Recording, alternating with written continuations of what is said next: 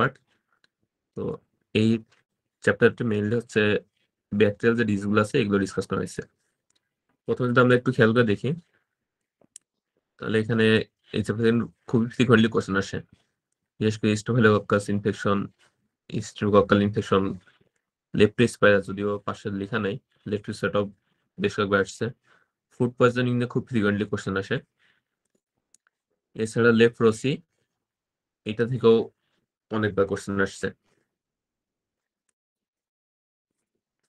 আজকে টপিক যেহেতু একটু বেশি বড়, আমরা একটু ফার্স্ট আগাবো। তাহলে ফার্স্ট হচ্ছে স্টেফিলোকক্কাল ইনফেকশন। তাহলে স্টেফিলোকক্কাস গুলো ইউজুয়ালি কলোনাইজ করেছে অ্যান্ট্রিওনেয়াস বা নেজাল ওপেনিং এ, আরেকটা হচ্ছে স্কিনে। আর এদের কমন বৈশিষ্ট্য হচ্ছে ক্যাটালেস পজিটিভ থাকে, দেন হচ্ছে কোয়াগুলাস পজিটিভ বা না নেগেটিভ, এটার উপর ডিপেন্ড করে আবার দুই ভাগে ভাগ করা যায়।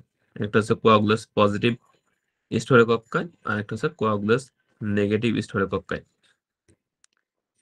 তাহলে কোয়াগুলাস পজিটিভ মধ্যে সব থেকে ইম্পর্টেন্ট হচ্ছে স্টেফিলোকক্কাস অরিয়াস, এবং এটাই পরীক্ষায় সব থেকে বেশি আসে। আর কোয়াগুলাস নেগেটিভের মধ্যে আছে স্টেফিলোকক্কাই এপিডার্মিডিস, আর একটা হচ্ছে স্যাপ্রোফাইটিকাস। তাহলে একটা সময় হচ্ছে যে ছিল যখন এই ধরনের বেসিক ইনফরমেশন গুলো খুব আসতো পরীক্ষায়, কোনটা ক্যাটালাইজ পজিটিভ কোনটা নেগেটিভ।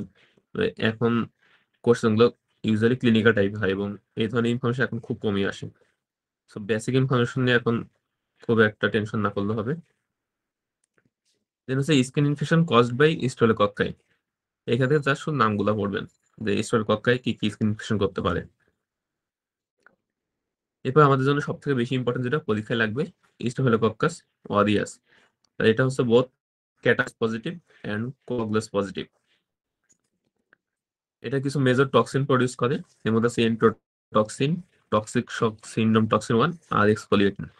তাহলে এগুলো দিয়ে কি কি ডিজিজ হয়?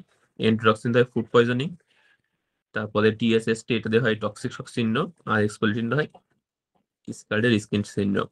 এর নামগুলো একটু মুখস্থ রাখতে হবে। এর পাশে আমরা খুব কমনলি ওয়ার্ডে ডিল করি এমআরএসএ বা মেথিসিলিন রেজিস্ট্যান্ট স্টেফিলোকক্কাস অরিয়াস। কেন হয় এটা একবার পরীক্ষায় এসবি আসছিল। এটা হয় due to mutation in penicillin binding protein in staphylococcus aureus. Treatment একটু রিডিং দেখলে দেখতে পারেন, না জানলে সমস্যা নেই। এবার সেই স্টেফিলোকক্কাল টক্সিক শক সিনড্রোম, তাহলে এটা হচ্ছে জানুয়ারি 24 একবার আসছিল। তাহলে এটা হয় কি দিয়ে? টক্সিক শক সিনড্রোম টক্সিন 1 দিয়ে, এবং এটা হচ্ছে একটা সুপার অ্যান্টিজেন হিসেবে কাজ করে। সুপার অ্যান্টিজেন গুলো কিভাবে কাজ করে? By triggering significant T cell activation and massive cytokine release. Just এটা একটা সুপার অ্যান্টিজেন, এটা জানলে হবে। এটা কমনলি হয়তো কাদের ক্ষেত্রে? Use of highly absorbent intravaginal tampons, যদি এটা এখন রেয়ার। আর একটা হচ্ছে history of nasal pack. Clinical ফিচার্সের মধ্যে বেশিরভাগ ইনফেকশনের যে ডিজিজগুলো আছে এর ফিচারগুলো ইউজুয়ালি কমনই থাকে। আর টক্সিন রিলেটেড যে ডিজিজগুলো, এগুলোর ক্ষেত্রে দেখা যায় সবগুলো features almost same. High grade fever থাকবে, সিস্টেমিক আপসেট থাকতে পারে, স্কিন র্যাশ থাকতে পারে, আর পেশেন্ট হচ্ছে মাল্টি অর্গান ফেলার বা শকের ফিচার থাকতে পারে। আর টক্সিন রিলেটেড ডিজিজগুলা ক্লিনিক্যাল ফিচার্স দেখে আলাদা কঠিন, এগুলো হচ্ছে আমাদেরকে সিনারি দেখে আলাদা করতে হবে। তাহলে ফিমেল মেনস্ট্রুইং ওমেন যদি কেউ এই ধরনের ট্যাম্পন ইউজ করে, অথবা যদি নেজাল প্যাকে হিস্ট্রি থাকে, তাহলে এই দুটো হিস্ট্রি আমাদের মনে রাখতে হবে। এই দুটো হিস্ট্রি থাকলে এর প্রেক্ষিতে যদি টক্সিন রিলেটেড যে ডিজিজ গুলো এই ধরনের হিস্ট্রি থাকে বা ক্লিনিক্যাল ফিচার্স থাকে, তাহলে ডায়াগনোস হবে স্টেফিলোকক্কাল টক্সিক শক সিনড্রোম। ট্রিটমেন্টের ক্ষেত্রে এক্ষেত্রে আমাদেরকে দিতে হবে অ্যান্টি স্টেফিলোকক্কাল অ্যান্টিবায়োটিক, আর এর সাথে দিতে হবে প্রোটিন সিনথেসিস ইনহিবিটর, ইউজুয়ালি আমরা ক্লিন্ডামাইসিন ইউজ করি। এবার ইনফেকশনস কজড বাই স্টেফিলোকক্কাস অরিয়াস, তাহলে এটা এমসিকিউর জন্য সবগুলাই লাগবে, আর আমাদের সিঙ্গেল বেস্টের জন্য কিছু কিছু স্পেসিফিক পয়েন্ট মনে রাখা লাগবে। যেমন সেন্ট্রাল নার্ভাস সিস্টেমের ক্ষেত্রে মেনিনজাইটিস বা ব্রেন অ্যাবসেস, এগুলোর ক্ষেত্রে স্টেফিলোকক্কাস ইনফেকশন হয় ইউজুয়ালি পোস্ট নিউরোসার্জিক্যাল প্রসিডিউর, অথবা যদি স্কাল ফ্র্যাকচার হয়।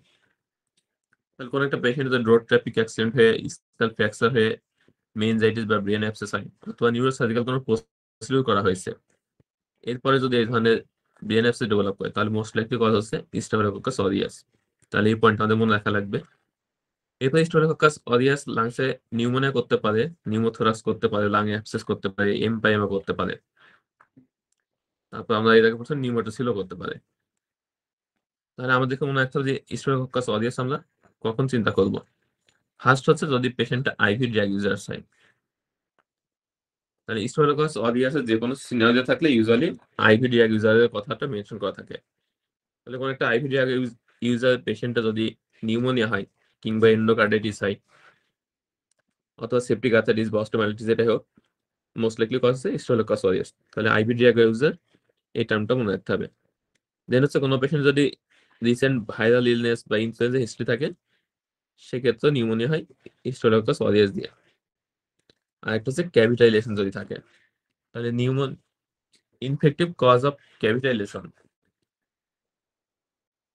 এর মধ্যে দুইটা ইম্পর্টেন্ট হচ্ছে স্টেফিলোকক্কাস অরিয়াস আর একটা হচ্ছে ক্লেবশিয়ালা। তাহলে এটাও মনে রাখতে হবে। এরপর সেই এন্ডোকার্ডাইটিস। তাহলে এন্ডোকার্ডিস আমরা অলরেডি বলছি যে আইভি ড্রাগ ইউজার্স এর ক্ষেত্রে এন্ডোকার্ডিস হলে সেটা হচ্ছে কজেটিভ অর্গানিজম স্টেফিলোকক্কাস অরিয়াস। এছাড়া কোনো পেশেন্টে যদি নেটিভ ভালভ এন্ডোকার্ডাইটিস হয়, তাহলে এন্ডোকার্ডাইটিস ইউজুয়ালি হয় যদি ভালভুলার কোনো ডিজিজ থাকে আগে থেকে, তাদের ক্ষেত্রে বেশি হয়। আর যদি কোনো পেশেন্টের নেটিভ ভালভ এন্ডোকার্ডাইটিস হয়, মানে আগে থেকে ভালভে কোনো ড্যামেজ ছিল না, নর্মাল ভালভ, সেক্ষেত্রে এন্ডোকার্ডাইটিস হলে most likely organism staphylococcus aureus. এছাড়া যদি most common cause of acute endocarditis বলে অথবা prosthetic valve endocarditis after 2 months, তাহলে এগুলোর ক্ষেত্রে পজিটিভ অর্গানিজম হচ্ছে staphylococcus epidermidis, sorry, staphylococcus aureus. এছাড়া অস্টিওমাইলাইটিস এবং সেপ্টিক আর্থারিটিস এই দুটার ক্ষেত্রে মোস্ট কমন কজ হচ্ছে স্টাফ অরিয়াস। তাহলে স্টাফ অরিয়াস কি কি ডিজিজ করে আর এসবি এর জন্য হচ্ছে সিনারিওতে কোন কোন ক্লু থাকলে আমরা স্টাফ অরিয়াস চিন্তা করব, এই জিনিসগুলো মুখস্থ করতে হবে। স্টেফিলোকক্কাস এপিডার্মিডিস এটা হচ্ছে মেইনলি থাকে স্কিনে, আর এটা সব থেকে ইম্পর্টেন্ট হচ্ছে সেন্ট্রাল ভেনাস ক্যাথেটার বা ইমপ্ল্যান্টেড প্রোস্থেটিক ম্যাটেরিয়াল ইনফেকশনের জন্য। তাহলে এই দুইটা টার্ম মনে রাখা লাগবে, একটা হচ্ছে সেন্ট্রাল ভেনাস ক্যাথেটার আর একটা হচ্ছে implanted prosthetic materials. Central venous ক্যাথেটারের ক্ষেত্রে মোস্ট কমন ইনফেকশন কোনটা, এটা একবার পরীক্ষায় সিঙ্গেল লিস্ট আসছে আগে। স্টেফিলোকক্কাস সেপ্রোফাইটিকাস এটা মেইনলি হচ্ছে ইউটিআই করে ইয়ং ফিমেল পেশেন্টের ক্ষেত্রে, এটা পরীক্ষার জন্য এত বেশি ইম্পর্টেন্ট না। এর পাশে স্ট্রেপ্টোকক্কাল ইনফেকশনস। স্ট্রেপ্টোকক্কাল ইনফেকশনকে কয়েকটা ক্লাসিফিকেশনে ভাগ করা হয়েছে।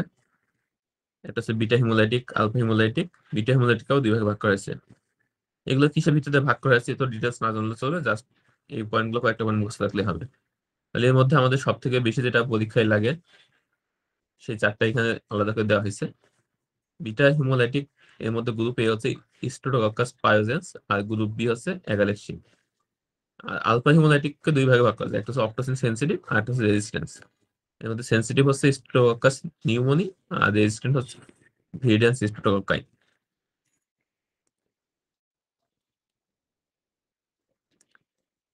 স্ট্রেপ্টোকক্কাল স্কারলেট ফিভার, তাহলে এটা হচ্ছে পাইরোজেনিক এক্সোটক্সিন দিয়ে, ইউজুয়ালি হয় ইয়ং পেশেন্টের ক্ষেত্রে, স্কুল গোয়িং চিলড্রেন, এই ধরনের এজে বেশি হয় এটা। স্কারলেট ফিভারের ক্ষেত্রে আমাদের তিনটা ইম্পর্টেন্ট ক্লিনিক্যাল ফিচার্স মনে রাখা লাগবে। একটা হচ্ছে পেশেন্টের ডিফিউজ এরিথমেটাস র্যাশ হয়। সো র্যাশ তো যে কোনো ডিজে হতে পারে, এটা আমাদের জন্য সিগনিফিকেন্ট না।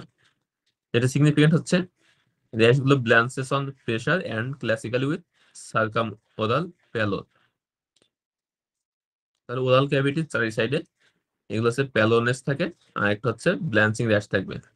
সেকেন্ড হচ্ছে স্ট্রবেরি টাং থাকবে, আর টাঙের অ্যাপিয়ারেন্সটা দেখতে স্ট্রবেরি ফলের মতো, রেড থাকবে, সলেন থাকবে, আর মাঝখানে সাদা সাদা পয়েন্টের মতো থাকে, দেখতে স্ট্রবেরির মতো লাগে। তাহলে দুইটা পয়েন্ট পেলাম, একটা হচ্ছে ব্ল্যান্সিং র্যাশ উইথ সার্কামোলার প্যালোর, সেকেন্ড হচ্ছে স্ট্রবেরি টাং, আর থার্ড হচ্ছে পেটিসিয়াল লেশনস ইন অ্যান্টিকিউবিটাল ফসান, এটাকে বলা হয় ফাস্টেস্ট সাইন। তাহলে এই তিনটা যদি থাকে সেটা হচ্ছে স্ট্রেপ্টোকক্কাল স্কারলেট ফিভার। তাহলে এটা সিনারি দিতে পারে পরীক্ষায়। ট্রিটমেন্ট হচ্ছে আইভি বেনজেল পেনিসিলিন অথবা ওরাল পেনিসিলিন। তাহলে এটা হচ্ছে জুলাইতে এইসব সিঙ্গেল বেস্ট আসছিল এখানে একটা সিনারিও দিয়ে, তারপর আপনাকে জানতে চাইবে ট্রিটমেন্ট কি। এবার স্ট্রেপ্টোকক্কাল অ্যান্ড রিলেটেড ইনফেকশনস। তাহলে এখানে বক্সে অনেক কিছু লেখা আছে, আমাদের জন্য ইম্পর্টেন্ট হচ্ছে কয়েকটা পয়েন্ট আমরা আলাদা করে মার্ক করে রাখছি। ফার্স্ট হচ্ছে beta haemolytic group A streptococci বা স্ট্রেপ্টোকক্কাস পায়োজেন্স। তাহলে এটা skin and soft tissue infection করতে পারে। এর মধ্যে ইম্পর্টেন্ট হচ্ছে নেক্রোটাইজিং ফাসাইটিস। তাহলে আমরা লাস্ট ক্লাসে পড়ছিলাম যে টাইপ 2 নেক্রোটাইজিং ফাসাইটিস যেটা, সেটা হচ্ছে স্ট্রেপ্টোকক্কাস পায়োজেন্স দিয়ে হয়। এছাড়া স্টাফ অরিয়াসের মতো এটাও টক্সিক শক সিনড্রোম করতে পারে। আর স্কারলেট ফিভার আমরা অলরেডি পড়ছি। আর দুইটা ইম্পর্টেন্ট হচ্ছে গ্লোমেরুলোনেফ্রাইটিস আর হচ্ছে রিউমেটিক ফিভার। তাহলে পোস্ট স্ট্রেপ্টোকক্কাল গ্লোমেরুলোনেফ্রাইটিস এটা আমরা নেফ্রোলজিতে পড়ছিলাম, যেগুলো প্রেজেন্ট করে কি নিয়ে আরপিজিয়ান লাইক প্রেজেন্টেশন থাকে। পোস্ট স্ট্রেপ্টোকক্কাল গ্লোমেরুলোনেফ্রাইটিস এটা হয় কোনটা দিয়ে? স্ট্রেপ্টোকক্কাস পায়োজেন্স দিয়ে। রিউমেটিক ফিভার আমরা কার্ডিওলজিতে ডিসকাস করে আসছি। আর স্ট্রেপ্টোকক্কাস অ্যাগালেক্সিয়া এটা ইম্পর্টেন্ট হচ্ছে নিওনেটাল ইনফেকশনের জন্য। কি কি করতে পারে? নিওনেটাল মেনিনজাইটিস করতে পারে, নিওনেটাল সেপসিস করতে পারে। দেন অ্যানাদার ইম্পর্টেন্ট স্ট্রেপ্টোকক্কাস গ্যালোলাইটিকাস বা স্ট্রেপ্টোকক্কাস বোভিস। তাহলে এটা আমরা অনেকবার ডিসকাস করছি। এটাতে খুব কমনলি সিনারিও দেয়। তাহলে এটা কি করতে পারে? এন্ডোকার্ডিটিস করতে পারে। আর একটা ইম্পর্টেন্ট হচ্ছে এটা লার্জ বয়েল ম্যালিগনেন্সির সাথে অ্যাসোসিয়েটেড থাকে। তাহলে কোনো পেশেন্টের যদি এন্ডোকার্ডিটিস হয় এবং এই পেশেন্টগুলো যদি বাউল ম্যানিফেস্টেশন থাকে, ব্লাডি ডায়রিয়া থাকতে পারে বা বাউল অল্টারেশন থাকতে পারে, অথবা এন্ডোকার্ডিটিসের পেশেন্ট আমরা কালচার করে দেখলাম যে স্ট্রেপ্টোকক্কাস গ্যালোলাইটিকাস বা স্ট্রেপ্টোকক্কাস বোভিস এই ধরনের অর্গানিজম আছে, তাহলে সেক্ষেত্রে আমাদের নেক্সট স্টেপ হবে কি? কোলোনোস্কোপি করতে হবে। তাহলে এটা হচ্ছে এমআরসিপি বা এফসিএস এর খুবই কমন একটা কোশ্চেন, যে স্ট্রেপ্টোকক্কাস গ্যালোলাইটিকাস বা বোভিস এটা পাইলে আমাদের নেক্সট ইনভেস্টিগেশন কি হবে? তাহলে আমাদের নেক্সট ইনভেস্টিগেশন হবে কোলোনোস্কোপি। এর পাশে আলফা হিমোলাইটিক অপটোসিন সেনসিটিভ স্ট্রেপ্টোকক্কাস, তাহলে এটা এক্সাম্পল হচ্ছে স্ট্রেপ্টোকক্কাস নিউমোনি। এটা মেইনলি কি করে? নিউমোনিয়া করে, আদার্স অন্য ডিজিজও করতে পারে। আমাদের পরীক্ষায় লাগবে হচ্ছে নিউমোনিয়াটা। তাহলে নিউমোনিয়া কি ধরনের ক্লু থাকলে আমরা চিন্তা করবো স্ট্রেপ্টোকক্কাস নিউমোনি? একটা হচ্ছে যদি রাস্ট কালার স্পুটাম থাকে, আর একটা হচ্ছে পেশেন্ট যদি হার্পেস লেবিয়ালিস থাকে, অথবা আসতে পারে most common cause of pneumonia. তবে মোস্ট কমন কজ বা মোস্ট ইম্পর্টেন্ট কজ এগুলো এখন পরীক্ষায় কম আসে, এখন বেশিরভাগ কোশ্চেন ইউজুয়ালি সিনারিও থাকে। সো আমাদেরকে ক্লু গুলো দেখতে হবে যে কোন কোন ক্লু থাকলে আমরা সিনারিওতে স্ট্রেপ্টোকক্কাস নিউমোনিয়া চিন্তা করবো। তাহলে একটা বললাম হচ্ছে রাস্ট কালার স্পুটাম, আর একটা হচ্ছে হার্পেস লেবিয়ালিস। এই ধরনের যদি কোনো ক্লু থাকে সিনারিওতে এবং পেশেন্টের নিউমোনিয়া লাইক প্রেজেন্টেশন থাকে, তাহলে পজিটিভ অর্গানিজম হবে স্ট্রেপ্টোকক্কাস নিউমোনি। বাকি যেগুলো আছে এগুলো পরীক্ষা আমাদের দরকার লাগে না খুব একটা। স্ট্রেপ্টোকক্কাল টক্সিক শক সিনড্রোম, তাহলে এটার প্রেজেন্টেশন অলমোস্ট হচ্ছে স্ট্রেপ্টোকক্কাল যে টক্সিক শক সিনড্রোম আমরা পড়ে আসলাম ওইটার মতনই। এটা হচ্ছে একটা সুপার অ্যান্টিজেন। তাহলে অনেক সব পরীক্ষায় এমসিকিউ আসতে পারে যে what are the examples of super antigen. তবে এখন এই ধরনের কোশ্চেন কম আসে। ব্রুলি আলসার, এটা ডিটেলস পড়ার দরকার নেই, জাস্ট নামটা মনে রাখতে হবে যে মাইকোব্যাকটেরিয়াম আলসারেন্স, এটা দেয়া ব্রুলি আলসার হয়। ব্রুসেলোসিস, তাহলে ব্রুসেলোসিস হচ্ছে একটা এনজোনেটিক ইনফেকশন, মানে এটা ইউজুয়ালি অ্যানিমেল থেকে আমাদের ছড়ায় হিউম্যানে। আর এটা হয় হচ্ছে গ্রাম নেগেটিভ কক্টোব্যাসিলাই দ্বারা। আর ব্রুসেলা গুলো সার্ভাইভ করে উইদিন রেটিকুলার এন্ডোথেলিয়াল সিস্টেম। এগুলো ট্রান্সমিশন হয় কিভাবে, এটা আমাদের জন্য ইম্পর্টেন্ট। তাহলে এটা হচ্ছে ট্রান্সমিশন হয় by ingesting contaminated dairy products, specially unpasteurised milk অথবা uncooked meat or offal. Offal বলতে হচ্ছে ইন্টারনাল অর্গানস বোঝায়। তাহলে আনপাস্টুরাইজড মিল্ক, মিট প্রোডাক্ট বা অ্যানিমেলের যে ইন্টারনাল অর্গান যেগুলো আছে এগুলো যদি আনকুকড অবস্থায় খাওয়া হয় তাহলে সেক্ষেত্রে ব্রুসেলোসিস রিস্ক থাকে বেশি।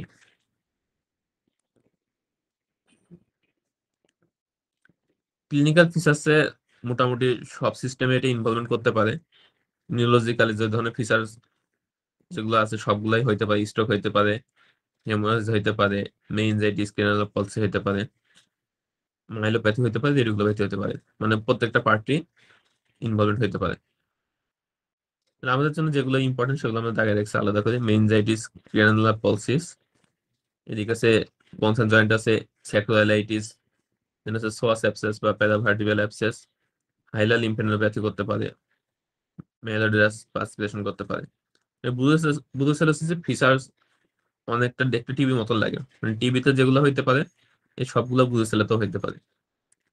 তাহলে আমাদেরকে আলাদা করতে হবে এই যে ট্রান্সমিশন যে হিস্ট্রি গুলো আছে, এই ধরনের কোন একটা হিস্ট্রি ক্লুতে থাকলে তখন আমরা ডায়াগনোস করবো ব্রুসেলোসিস।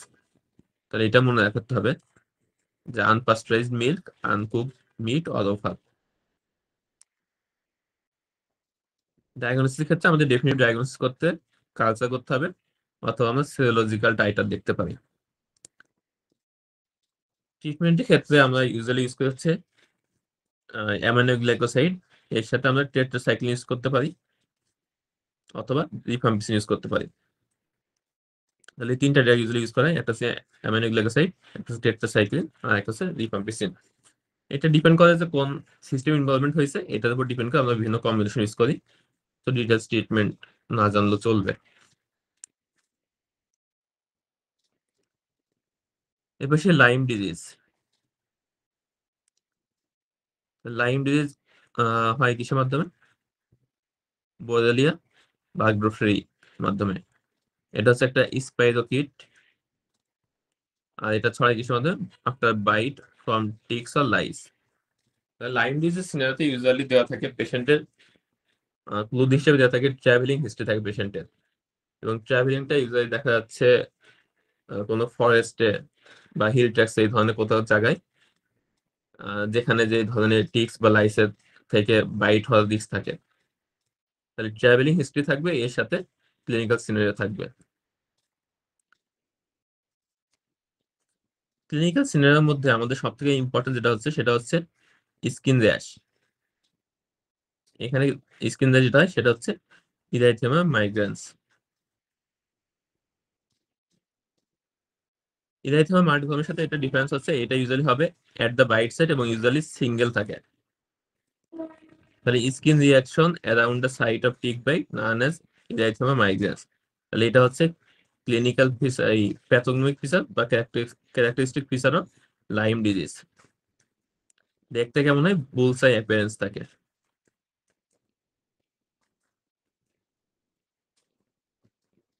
এছাড়া আর্লি ডিসেমিনেট ডিজিজ হলে এটা যে কোনো অর্গানকে ইনভলভমেন্ট করতে পারে।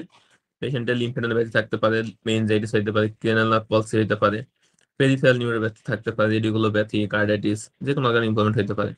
তাহলে একটু আগে আমরা ব্রুসেলা তো দেখলাম, ব্রুসেলা তো অলমোস্ট সিমিলার ছিল।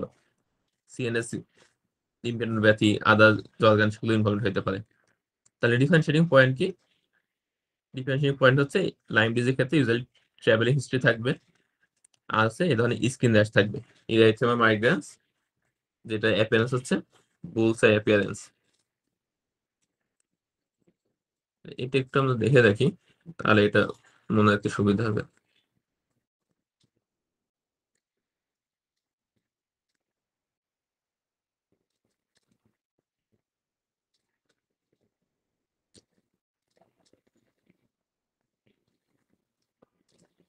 লাইম ডিজিজ আমরা এই ধরনের একটা র্যাশ পাবো, এটাকে বলা হয় বুলসাই অ্যাপিয়ারেন্স। মাঝখানে রেডনেস থাকে, এর পাশে প্যারোলর থাকে, এরপরে আবার রেড এরিয়া থাকে।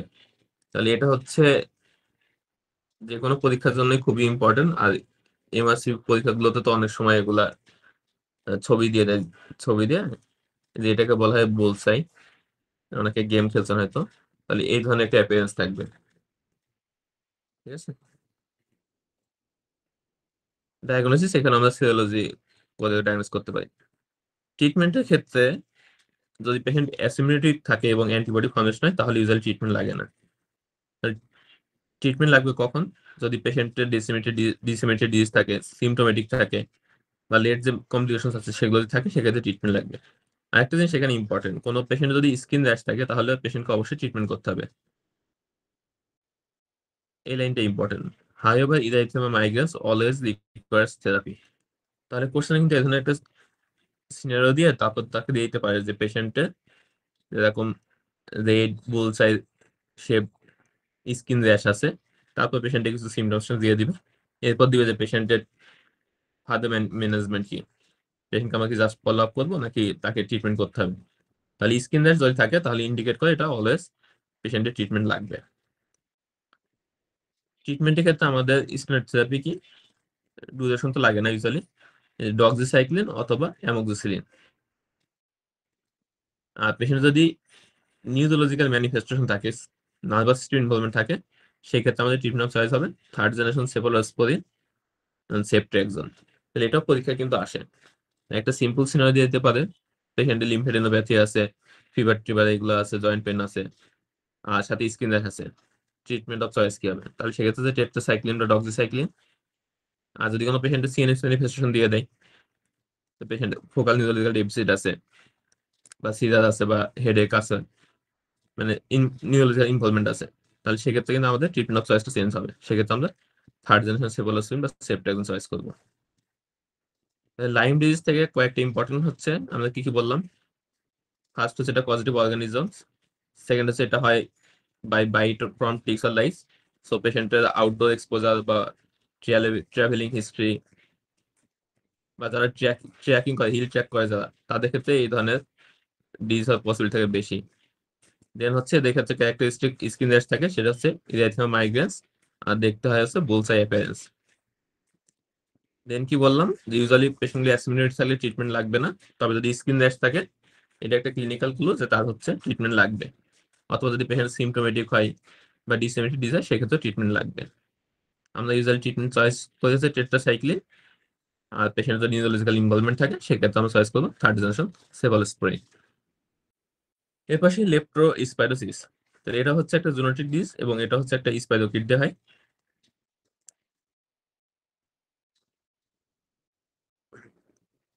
লেপ্টোস্পাইরোসিসের ক্ষেত্রে আমাদের হচ্ছে যে পুলিশের মনে রাখা লাগবে তিনটা জিনিস মনে রাখা লাগবে। ফার্স্ট হচ্ছে পেশেন্টের প্রফেশন বা অকুপেশন। তাহলে এগুলো হয় কাদের, যারা হচ্ছে পানির সাথে কন্ট্যাক্ট থাকে বেশি। একটা হচ্ছে ফিশারম্যান বা ফার্মার্স বা সিওয়েজ ওয়ার্কার্স, এই তিনটা প্রফেশন মনে রাখা লাগবে।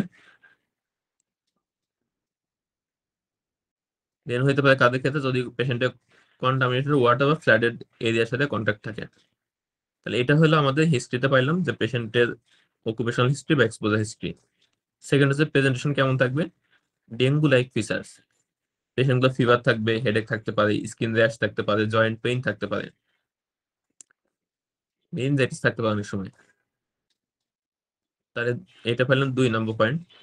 থার্ড পয়েন্ট হচ্ছে পেশেন্টের লিভার এবং রেনাল ইনভলভমেন্ট থাকে, হেপাটোরেনাল ইনভলভমেন্ট, এটা হচ্ছে থার্ড পয়েন্ট।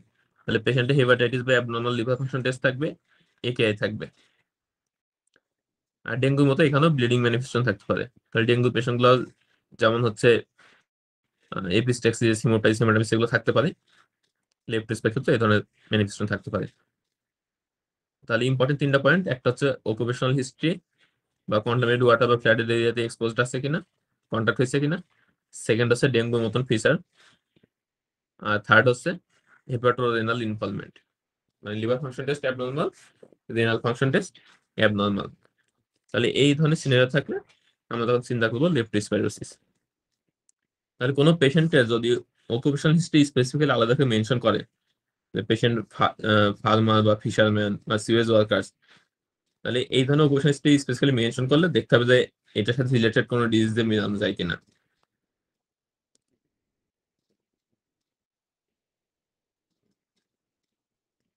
তাহলে এদের ক্ষেত্রে মোস্ট ফ্রিকুয়েন্ট হোস্ট হচ্ছে রোডেন্টস, স্পেশালি কমন র্যাট। সো এই কারণে ফার্মার্স বা সিওজ ওয়ার্কার যারা, এদের ক্ষেত্রে এই ডিজিজটা হওয়ার পসিবিলিটি থাকে বেশি। ক্লিনিক্যাল ফিচার্স এর মধ্যে আমরা অলরেডি বলছি 2টা অর্গান ইনভলভমেন্ট হয়, mainly hepatorenal, liver and kidney, এছাড়া মেনিনজিস এন্ড ব্রেন ইনভলভমেন্ট হইতে পারে। তাহলে কিডনি ইনভলভমেন্ট হলে একে ডেভেলপ করে পেশেন্টের, এছাড়া অনেক পেশেন্টের গ্লোমেরুলোনেফ্রাইটিস লাইক ফিচার থাকতে পারে। লিভারে হেপাটাইটিস হয়, লিভার ফেলিয়ার হইতে পারে, আর ব্রেনে হচ্ছে ইউজুয়ালি মেনিনজাইটিস নিয়ে পেশেন্ট গুলো প্রেজেন্ট করতে পারে। এছাড়া আদার্স কিছু নন স্পেসিফিক জেনারেল ফিচার্স আছে, যেমন পেশেন্ট হাই গ্রেড ফিভার থাকতে পারে, মাসেল পেইন থাকতে পারে, specially calf and back muscle pain থাকে। ইন্টেন্স হেডেক, ফটোফোবিয়া থাকতে পারে, ডায়রিয়া, ভমিটিং থাকতে পারে। তাহলে সবগুলো ডায়রিয়া, সরি, সবগুলো প্রেজেন্টেশন কিন্তু ডেঙ্গু পেশেন্টও হইতে পারে। তাহলে এখানে একটু ডিফারেন্স হচ্ছে কাফ মাসেল টেন্ডারনেস। তাহলে কাফ মাসেল টেন্ডারনেস কিন্তু এটা হচ্ছে লেফট প্রিসপাইস পক্ষে এটা ইম্পর্টেন্ট ক্লু। আর ক্ষেত্রে কনজাংটিভাল কনজেশন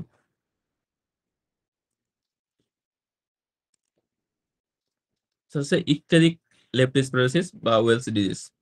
তাহলে এটা হচ্ছে ক্লাসিক্যাল ম্যানিফেস্টেশন অফ লেপ্টোস্পিরোসিস। কি কি থাকবে পেশেন্টের? Fever, haemorrhage, jaundice and AKI. তাহলে এটা টোটালি হচ্ছে ডেঙ্গু লাইক ফিচার্স আর কি। এছাড়া পেশেন্টের পালপুরা এবং লার্জ এরিয়া ব্লিডিং মার্ক থাকতে পারে। পেশেন্টের এপিস্টেক্সিস, হেমাটোমেসিস, মেলানা থাকতে পারে, হেমোরেজিক ম্যানিফেস্টেশন থাকতে পারে, থ্রোম্বোসাইটোপেনিয়া থাকতে পারে, জন্ডিস থাকতে পারে, হেপাটোমেগালি, একেআই থাকতে পারে। ইনভেস্টিগেশন করলে আমরা কি পাবো? ফার্স্ট হচ্ছে লিউকোসাইটোসিস পাইতে পারি, থ্রোম্বোসাইটোপেনিয়া পাইতে পারি, ক্রিয়েটিনিন কাইনেজ বাড়তে পারে এখানে। আর লিভার ফাংশন টেস্ট এবং রিনাল ফাংশন টেস্ট দুইটা অ্যাবনর্মাল থাকতে পারে।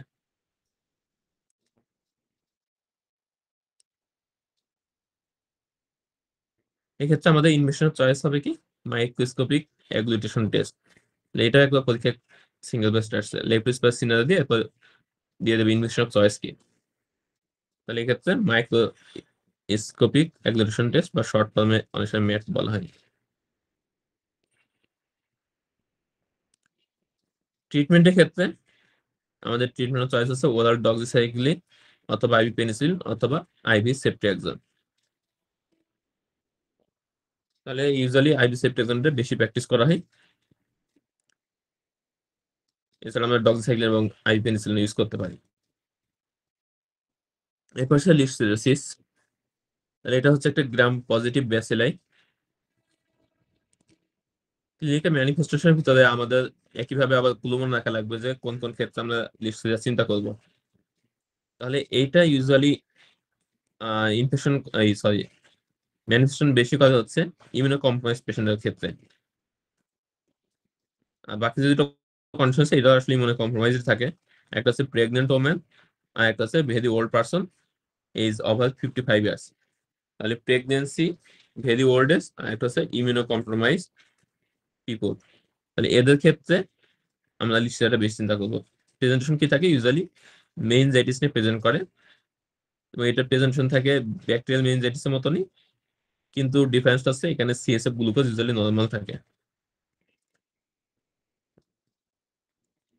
তাহলে ওল্ড এজ একটা পেশেন্ট যদি ওল্ড এজ বা প্রেগনেন্সি পেশেন্ট বা ইমিউনো কম্প্রোমাইজড, আর একটা হচ্ছে অ্যালকোহলিকদের ক্ষেত্রে এটা দিয়ে ইনফেকশন বেশি রিস্ক থাকে। তাহলে এই ধরনের কোনো পেশেন্ট যদি হিস্ট্রি থাকে, পেশেন্ট মেইনজাইটিস নিয়ে প্রেজেন্ট করে, সিএসএফ স্টাডি করে দেখা গেল ব্যাকটেরিয়াল মেইনজাইটিস মতো ফিচার্স, নিউট্রোফিল কাউন্ট বেশি, প্রেশার বেশি, প্রোটিন বেশি, কিন্তু গ্লুকোজটা নর্মাল।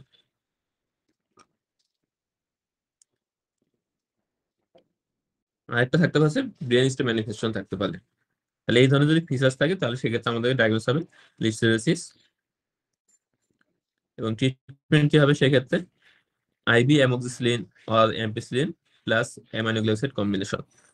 তাহলে এখানে একটা জিনিস খুবই ইম্পর্টেন্ট, এটা আমাদের প্র্যাকটিসে লাগবে। Cephalosporin are of no use in this infection. তাহলে আমরা ইউজুয়ালি মেইনজাইটিস পেশেন্টগুলোর ক্ষেত্রে আইভি সেপ্ট্রিয়াক্সন এবং হচ্ছে যে ভ্যানকোয়াইসিন এগুলো কম্বিনেশন বেশি ইউজ করি। কিন্তু লিস্টেরিয়া মনোসাইটোজেন বা লিস্টেরিয়াসিস এদের ক্ষেত্রে সেফালোস্পোরিনের কিন্তু তেমন কোনো রোল নাই। এই কারণে এখানে দেখেন ট্রিটমেন্ট চয়েস কিন্তু চেঞ্জ হয়েছে। এখানে আমরা অ্যাম্পিসিলিন বা অ্যামোক্সিলিন এর সাথে অ্যামাইনো গ্লাইসাইড কম্বিনেশন ইউজ করতেছি।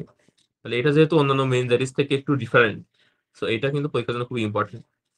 তাহলে টেইমাসি বলেন, এফসিএস বলেন, যে কোনো পরীক্ষায় এটা ট্রিটমেন্ট আসে। তাহলে অন্যান্য ট্রিটমেন্ট গুলো ইম্পর্টেন্ট না হলেও এটা ট্রিটমেন্টটা আলাদা করে মনে রাখা লাগবে। যে কোনো পেশেন্ট যদি আমরা লিস্টেরিয়া চিন্তা করি তাহলে সেক্ষেত্রে আমরা সেপ্ট্রিয়াক্সনের পরিবর্তে অ্যাম্পিসিলিন এবং অ্যামোক্সিলিন ইউজ করবো, আর এর সাথে হচ্ছে অ্যামাইনো গ্লাইসাইড কম্বিনেশন ইউজ করতে হবে। আচ্ছা, এটা অনেক সময় পরীক্ষার কোশ্চেনে দেয়। লিস্টেরিয়া হচ্ছে প্রেগনেন্সির ক্ষেত্রে তো ইনফেকশন রিস্ক থেকে বেশি, এবং এগুলা ক্ষেত্রে ইনফেকশন ছড়ায় অনেক সময় সফট সিজ যেগুলা, তাহলে ফুডের মধ্যে সফট সিজ থেকে লিস্টেরিয়া ট্রান্সমিট হওয়ার রিস্ক থাকে বেশি। এখন যেহেতু প্রেগনেন্ট ওমেনরা যেহেতু হাই রিস্ক গ্রুপ, সো তাদেরকে এই যে হাই রিস্ক যে প্রোডাক্ট মানে সফট সিজ এটা অ্যাভয়েড করে চলতে হবে। তাহলে প্রেগনেন্সি পিরিয়ডে সফট সিজ এটা খাওয়া অ্যাভয়েড করতে হবে। এটা অবশ্য পরীক্ষা কোশ্চেন আসতে পারে, লিস্টের সিনারিও দিয়ে বলতে পারে যে কোন খাবার বেশি, বা পেশেন্টের যদি কোনো প্রেগনেন্ট ওমেন থাকে তাহলে তাদের ক্ষেত্রে আমরা কি অ্যাডভাইস দিব। তাহলে তাদেরকে অ্যাডভাইস দিতে হবে যে to avoid soft cheese. Typhoid ফিভারটা আমরা খুব একটা মানে দরকার নাই। টাইফয়েড জাস্ট এই বক্সটা পড়লে হবে, ক্লিনিক্যাল ফিচার্স কি কি পাই আমরা অলরেডি মোটামুটি সবাই জানি, যেহেতু এই খুবই কমন একটা ডিজিজ। পেশেন্টের জেনারেল কিছু ফিচার্স থাকে, যেমন ফিভার, হেডেক, মায়ালজিয়া। পেশেন্টের যদি ব্র্যাডিকার্ডিয়া থাকে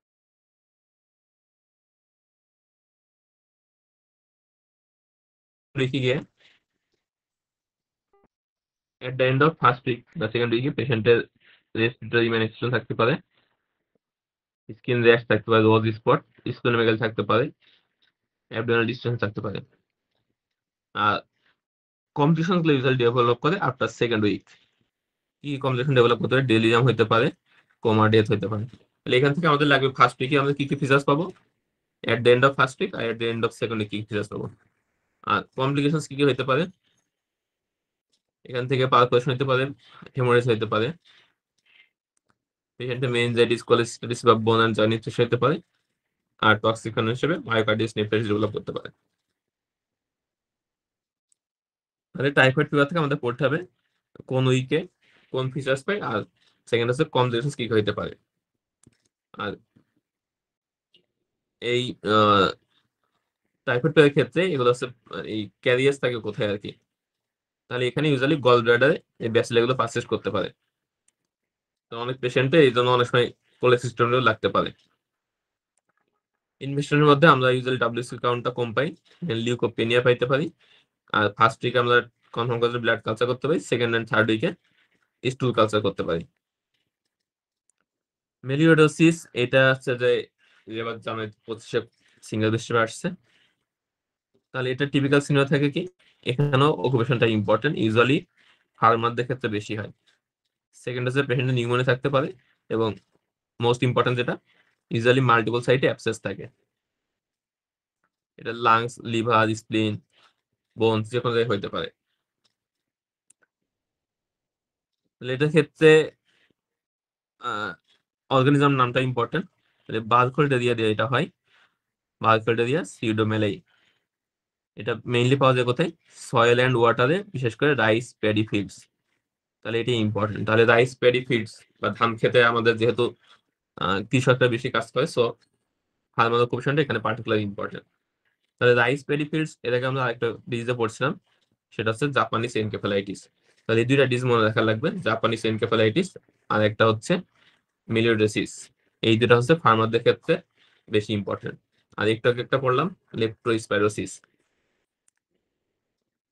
আর এর আগে আমরা রেসপিরেটরিটা একটা পড়ছিলাম, মনে আছে? আচ্ছা, সেকেন্ড ক্যারেক্টারিস্টিক ফিচার হচ্ছে formation of abscess in lungs, liver and spleen. Multiple অর্গানে অ্যাবসেস ফাংশন হতে পারে। রিস্ক ফ্যাক্টর কারণ ফার্মার তো আছে, এর বাইরে ডায়াবেটিক পেশেন্ট, রেনাল স্টোন যদি থাকে, থ্যালাসেমিয়া আর সিভিয়ার বার্ন, এই ধরনের পেশেন্টগুলোর ক্ষেত্রে রিস্কটা থাকে বেশি। ক্লিনিক্যাল ফিচার্সের মধ্যে নিউমোনিয়া হচ্ছে মোস্ট কমন ফিচার। এছাড়া পেশেন্টের লোকালাইজ স্কিন নোডুলাল অ্যাবসেস থাকতে পারে, সেপসিস থাকতে পারে। আর ক্রনিক কেসে আমাদের কি পাবো, multiple abscess occur in subcutaneous tissue, liver, spleen and bone, accompanied by profound weight loss. তাহলে এই তিনটা কথা আমাদের মেইনলি মনে রাখা লাগবে। একটা হচ্ছে ফার্মার, সেকেন্ড হচ্ছে নিউমোনিয়া, আর থার্ড হচ্ছে মাল্টিপল সাইটে অ্যাবসেস ফর্মেশন। এই পেশেন্টগুলোর ক্ষেত্রে লং ডিউরেশন অ্যান্টিবায়োটিক লাগে। অ্যান্টিবায়োটিক ক্ষেত্রে আমাদের চয়েস হচ্ছে সেপ্টাজিডিম অথবা মেরোপেনেম, 2 থেকে 3 সপ্তাহ দেওয়া লাগে। এরপর মেইনটেন্স হিসেবে কোট্রিমক্সোজল অথবা ডক্সাইক্লিন দেওয়া লাগে, এটা ইউজুয়ালি কয়েক মাস দেওয়া লাগে। তাহলে পুরোটা না জানলেও জাস্ট প্রথমটা জানা লাগবে, ট্রিটমেন্ট অফ চয়েস সেপ্টাজিডিম অথবা মেরোপেনেম হচ্ছে আমাদের ট্রিটমেন্ট অফ চয়েস। এভাবে স্টেফাইলোকক্কাল ফুড পয়জনিং। তাহলে ফুড পয়জনিং পরীক্ষার জন্য খুবই ইম্পর্টেন্ট, আমরা অলরেডি ফার্স্ট ক্লাসে ডিসকাস করছিলাম, এখানে আবার একটু ডিটেলস আছে। তাহলে ফুড পয়জনিং এর মধ্যে আমরা বলছিলাম যে ডিউরেশনটা খুবই ইম্পর্টেন্ট, ইনকিউবেশন পিরিয়ডটা।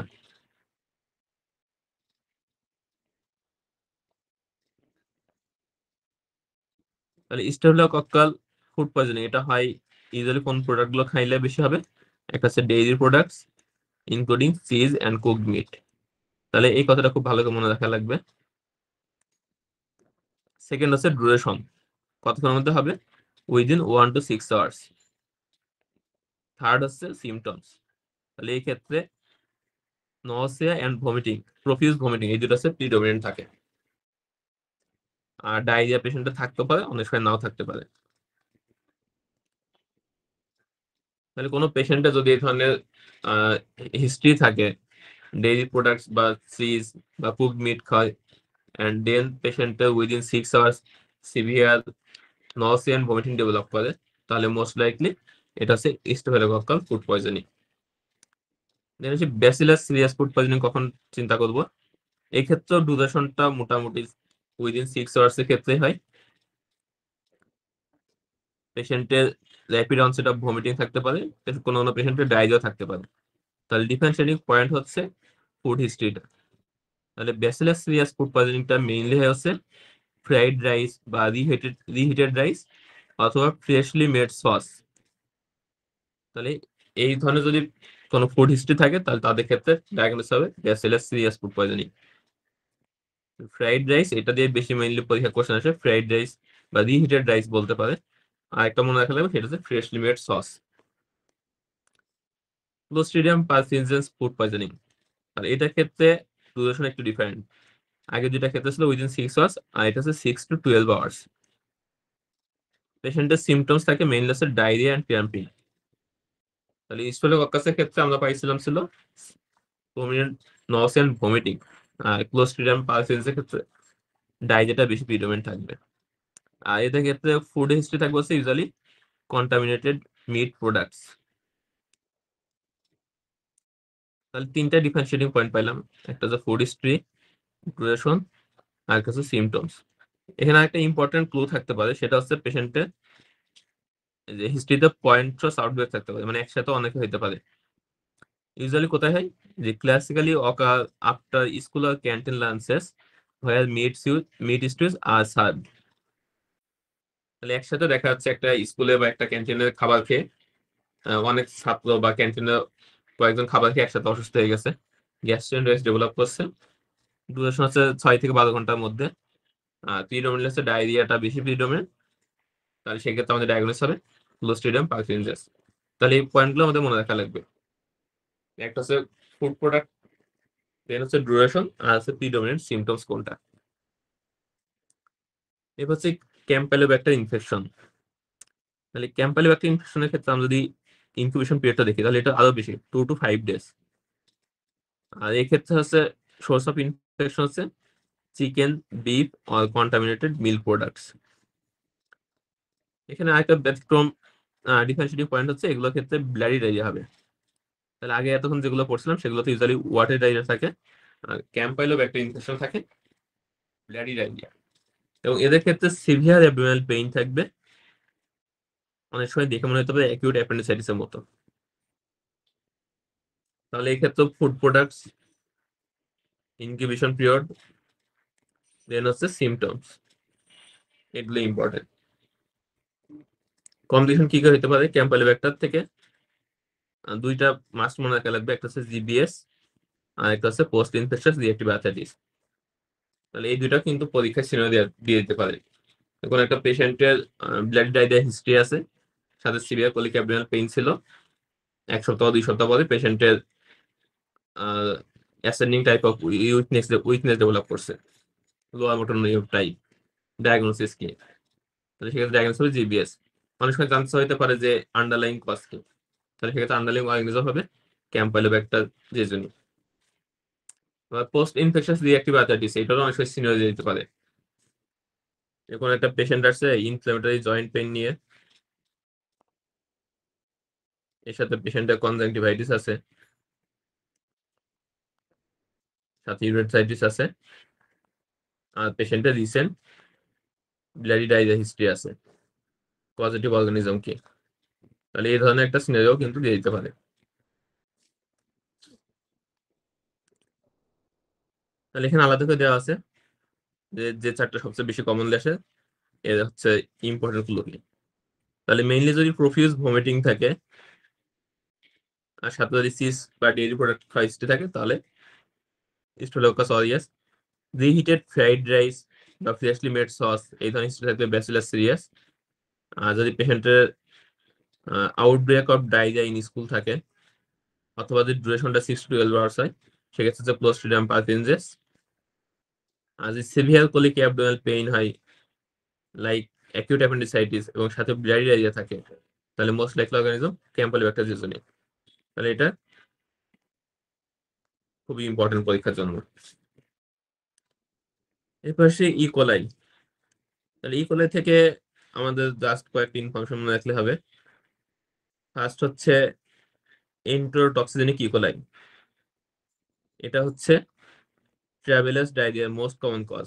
তাহলে এটা অনেক পরীক্ষা কোশ্চেন আসে। সেকেন্ড হচ্ছে এটা মেইনলি কজ হচ্ছে secretory diarrhoea and vomiting. Entero invasive E coli, এটা হচ্ছে মেইনলি কজ হচ্ছে bloody diarrhoea similar to shigella dysentery. এগুলো খুব একটা দরকার নেই। এরপর আছে entero haemorrhagic E coli. Entero haemorrhagic E coli important কারণ এটা একটা এন্টোটক্সিন প্রডিউস করে, এন্টোটক্সিন বা ভেরোটক্সিন, যেটা হচ্ছে আইডেন্টিক্যাল টু শিগেলাটক্সিন। তাহলে এন্টোটক্সিন বা ভেরোটক্সিন এবং শিগেলাটক্সিন এই দুইটার মিলে একটা ডিজিজ করে, সেটা হচ্ছে হিমোলাইটিক ইউরেমিক সিন্ড্রোম। তাহলে এটার জন্য ইম্পর্টেন্ট হিমোলাইটিক ইউরেমিক সিন্ড্রোম বা হাস। পরীক্ষার কোশ্চেন আসে যে ইকোলাই কোন ভ্যারাইটিটা হচ্ছে যে হিমোলাইটিক ইউরেমিক সিন্ড্রোম করতে পারে। তাহলে O157 এবং H7 এই ভ্যারাইটিটা হাস করতে পারে। পেশেন্টগুলোর ক্ষেত্রে ব্লাডি ডায়রিয়া থাকবে, সাথে সিভিয়ার অ্যাবডোমিনাল পেইন থাকতে পারে।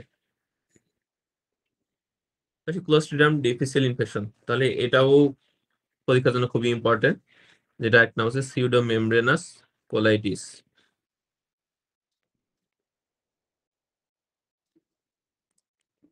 কাদের ক্ষেত্রে বেশি হয়? তাহলে আমাদের ব্যাকগ্রাউন্ড হিস্ট্রি জানা লাগবে। মেইনলি হয়েছে যাদের ক্ষেত্রে ব্রড স্পেকট্রাম অ্যান্টিবায়োটিক ইউজ করা হয়। অ্যান্টিবায়োটিকের মধ্যে মোস্ট কমন আগে ছিল হচ্ছে ক্লিন্ডামাইসিন, এখন হচ্ছে সেফালোস্পোরিন। আর ফ্লুওকুইনিন ইউজ করার পরেও এটা হইতে পারে। তাহলে তিনটে অ্যান্টিবায়োটিক আমাদের মাস্ট মনে রাখা লাগবে, ক্লিন্ডামাইসিন, সেফালোস্পোরিন এন্ড ফ্লুওকুইনিন। আরেকটা ড্রাগ এখানে মনে রাখা লাগবে পিপিআই।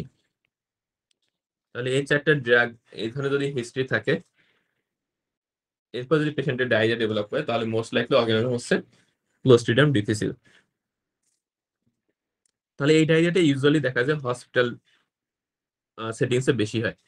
দেখা যাচ্ছে কোনো একটা পেশেন্টের রিসেন্ট সার্জারি হয়েছে বা অন্য কোনো ডিজিজ নিয়ে পেশেন্ট হসপিটাল অ্যাডমিট হয়েছে, এরপরে অ্যান্টিবায়োটিক দেওয়ার পর পেশেন্ট ডায়রিয়া ডেভেলপ করছে।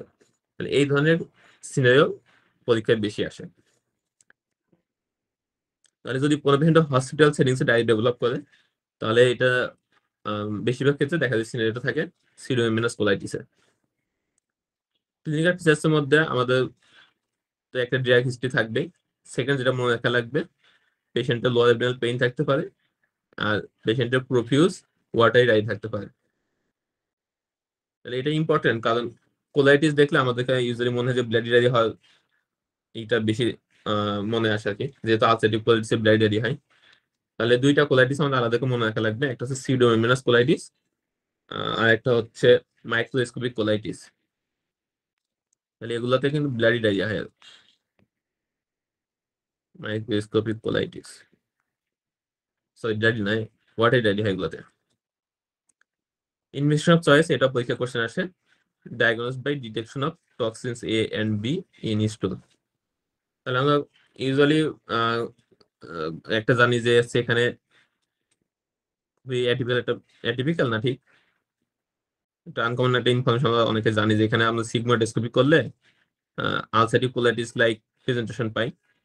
এখানে পেশেন্টে অ্যাডহেরেন্ট সিউডোমেমব্রেন থাকতে পারে।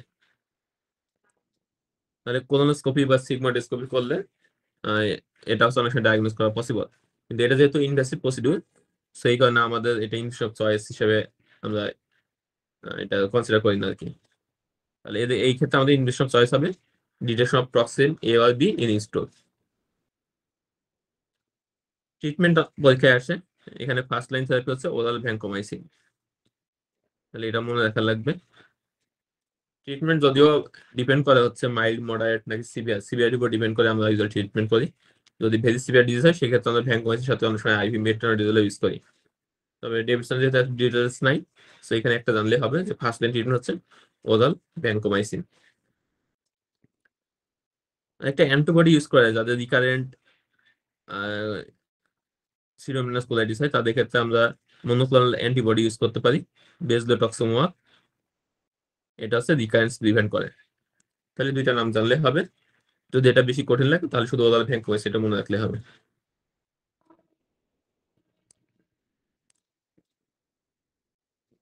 কলেরা, এখান থেকে আমাদের কয়েকটা ইনফরমেশন লাগবে। একটা হচ্ছে এটা অ্যাকিউট ওয়াটার ডায়রিয়া করে, এবং ডায়রিয়া ইউজুয়ালি হচ্ছে টিপিক্যাল রাইস ওয়াটার ম্যাটেরিয়াল।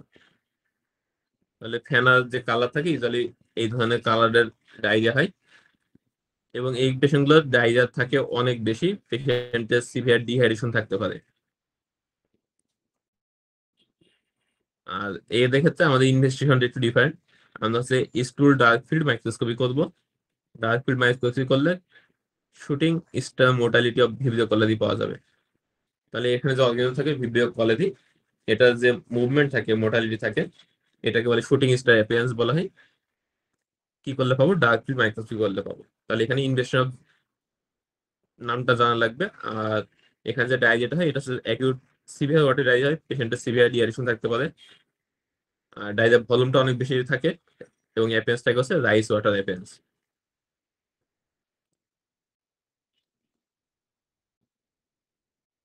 এরপর হচ্ছে ব্যাসিলাই ডিসেন্ট্রি বা শিগোলোসিস।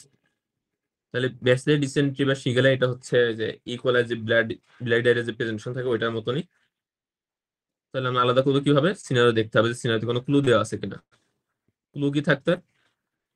ক্লুর মধ্যে থাকবে হচ্ছে আউটব্রেকস occurs in psychiatric hospital, residential school or other closed institution.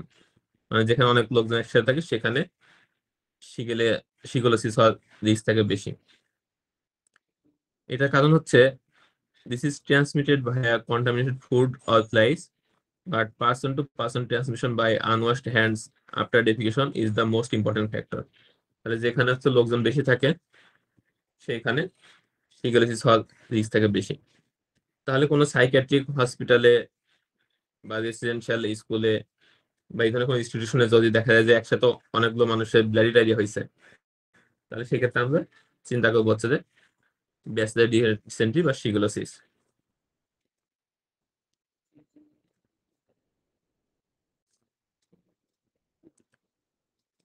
এরপর সে ডিপথেরিয়া। তাহলে ডিপথেরিয়া অর্গানিজমের নাম হচ্ছে কয়েনিব্যাকটেরিয়াম ডিপথেরি। এদের ক্ষেত্রে প্রেজেন্টেশন কি কি থাকে? মোস্ট ইম্পর্টেন্ট যেটা সেটা হচ্ছে যে এখানে এদের ক্ষেত্রে সিডোমেমব্রেন থাকতে পারে। Usually the elevated greyish then appeared membrane on tonsil. এই লাইনটা আমাদের মনে রাখা লাগবে। আর এখানে যে মেমব্রেন থাকে এটা হচ্ছে ওয়েল ডিফাইন্ড এস থাকবে, সাথে ফার্ম এন্ড অ্যাডহেরেন্ট থাকবে। পেশেন্টের নেক সোয়েলিং থাকতে পারে, টেন্ডার লিম্ফেডেনোপ্যাথি থাকতে পারে। লিম্ফেডেনোপ্যাথি, নেক সোয়েলিং বা ফিভার, মেলায় জয়েন্ট পেন, এগুলো যে কোনো ডিজিজ থাকতে পারে। আমাদেরকে যে স্পেসিফিক যে র্যাশ গুলো আছে, ক্যারেক্টারিস্টিক র্যাশ বা আদার যে ক্যারেক্টারিস্টিক ফিচার আছে, এই পয়েন্টগুলো আমাদের মনে রাখা লাগবে। আর ডিপথেরিয়া পেশেন্ট গুলো ডেথের মোস্ট কমন কজ হচ্ছে অ্যাকিউট সার্কুলেটরি ফেইলার। এরপর ডিপথেরিয়া অনেক সময় আসে যে কমপ্লিকেশন কি কি হতে পারে। তাহলে পেশেন্ট মায়োকার্ডিটিস হতে পারে, অ্যারিথমিয়া, কার্ডিয়াক ফেলার, হার্ট ব্লক হতে পারে, প্যালেটাল পলসি হতে পারে, এবার প্যারালাইসিস অফ অ্যাকোমোডেশন হতে পারে, জেনারেলাইজড পলিনারিটিস এন্ড প্যারাসিস হতে পারে। ডিপথেরিয়া তাহলে পরীক্ষা খুব বেশি আসে না, জাস্ট আমাদের মেমব্রেনটা characteristic, complications are cause of death কয়েকটা পয়েন্ট মনে রাখলে হবে। ম্যানেজমেন্টের ভিতরে আমরা হচ্ছে ডিপথেরিয়া অ্যান্টিটক্সিন দিব, আর হচ্ছে পেনিসিলিন অর এমোক্সিলিন অ্যান্টিবায়োটিক ইউজ করবো। অ্যানথ্রাক্স, তাহলে এটা হচ্ছে একটা জুনোটিক ডিজিজ, আর এটা হচ্ছে ব্যাসিলাস অ্যানথ্রাসিস দিয়ে। এখানে একটা ইম্পর্টেন্ট আমাদের মনে রাখা লাগবে, সেটা হচ্ছে এটা হচ্ছে স্পোর ফর্মিং অর্গানিজম। কাদের ক্ষেত্রে রিস্ক থাকবে বেশি? যাদের অ্যানিমেল কন্ট্যাক্ট বেশি থাকে।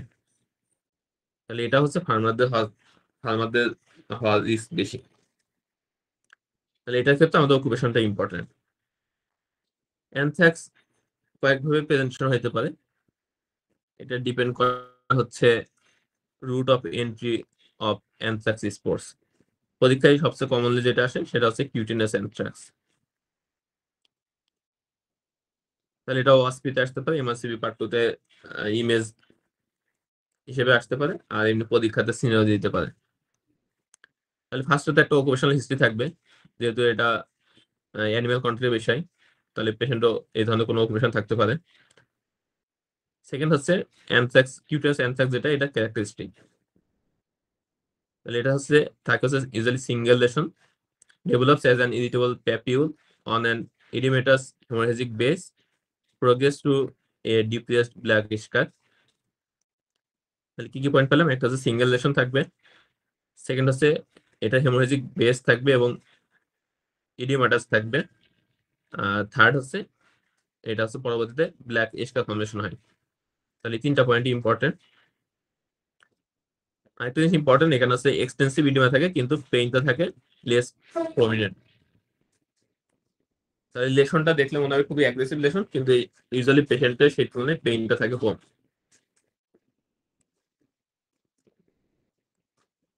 ট্রিটমেন্ট হচ্ছে আমাদের সিপ্রোফ্লোক্সাসিন। তাহলে এটাও পরীক্ষার জন্য ইম্পর্টেন্ট খুবই। কিউটিনাস অ্যানথ্রাক্স এর ক্ষেত্রে আমাদের ট্রিটমেন্ট অফ চয়েস বা অ্যান্টিবায়োটিক চয়েস হচ্ছে সিপ্রোফ্লোক্সাসিন। এরপর হচ্ছে লেপ্রোসি, যেটা একটা হচ্ছে হ্যানসেনস ডিজিজ। লেপ্রোসি হয় হচ্ছে অর্গানিজম কোনটা আমাদের মাইকোব্যাকটেরিয়াম লেপ্রি দ্বারা। এটা মেইনলি এফেক্ট করে স্কিন এবং নার্ভ, এটা মনে রাখা লাগবে। তাহলে আমাদের ক্লিনিক্যাল ম্যানিফেস্টেশন মেইনলি থাকবে স্কিন রিলেটেড এবং নার্ভ রিলেটেড। এটা কয়েকটা টাইপ আছে, মেইনলি হচ্ছে আমরা ভাগ করে হচ্ছে টিউবারকুলোসিস, লেপ্রোমেটাস লেপ্রোসি, এই দুইটা ভাগে। এটা ডিপেন্ড করে হচ্ছে সেল মেডিয়েটেড ইমিউনিটির উপরে। যাদের সেল মেডিয়েটেড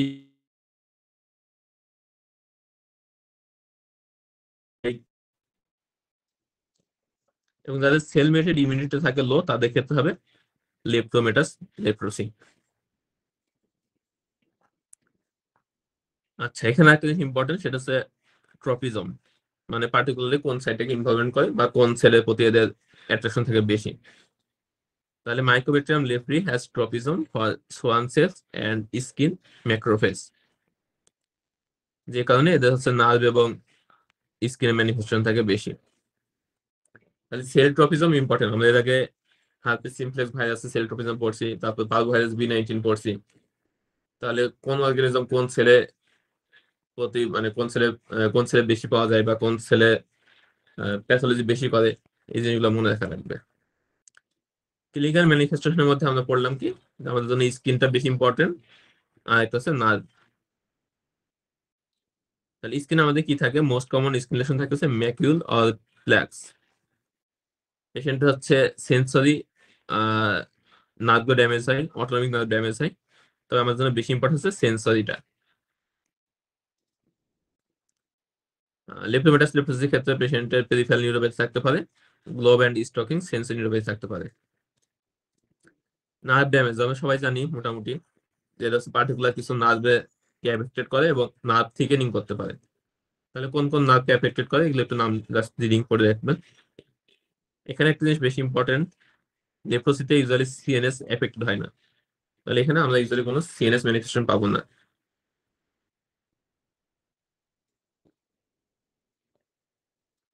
কার্ডি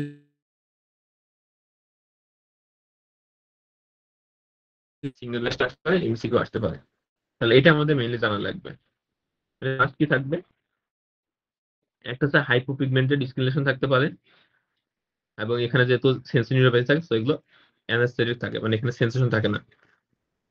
তাহলে হাইপোপিগমেন্টেড অ্যানাস্থেটিক স্কিন প্যাচ, এটা হচ্ছে 1 নম্বর পয়েন্ট, সবচেয়ে ইম্পর্টেন্ট। সেকেন্ড হচ্ছে থিকেন পেরিফেরাল নার্ভ, আর থার্ড হচ্ছে acid fast bacillus on skin smear or biopsy. তাহলে এই তিনটা হচ্ছে আমাদের লেপ্রোসির জন্য কার্ডিনাল ফিচার্স। এখন লেপ্রোসি তো আমরা বললাম দুইটা পোলার ফর্ম আছে, একটা হচ্ছে লেপ্রোমেটাস লেপ্রোসি আর একটা হচ্ছে টিউবারকুলার লেপ্রোসি। এর মাঝখানে কিছু বর্ডার লাইন ফর্ম থাকে, বর্ডার লাইন ফর্মগুলো আমাদের জন্য ইম্পর্টেন্ট না। আমাদের জন্য ইম্পর্টেন্ট হচ্ছে লেপ্রোমেটাস এবং টিউবারকুলার লেপ্রোসি কি কি ফিচার্স পাই। তাহলে এটা কিন্তু এটাকে পরীক্ষা এমসিকিউ আসছে, আমরা যে পরীক্ষা ছিলাম সেবার এখান থেকে এমসিকিউ ছিল। অনেকগুলো পয়েন্ট আছে মনে রাখার জন্য, সহজে একটা ক্লু মনে রাখতে পারেন। লেপ্রোমেটাসে কি থাকবে? Lots of bacilli and lesion. L for lepromatous, আর এল দিয়ে কয়েকটা ফিচার্স।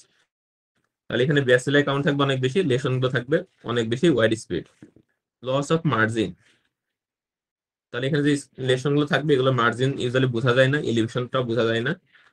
লেট ম্যানিফেস্টেশন, তাহলে এখানে যে কমপ্লিকেশন বা ক্লিনিক্যাল ফিচার্স গুলো থাকে এগুলোর অ্যাপিয়ারেন্স থাকে লেট। আর ইমিউনিটি হচ্ছে লো, তাহলে এখানে যে সেল মেটেড ইমিউনিটি থাকবে এটা লো থাকবে।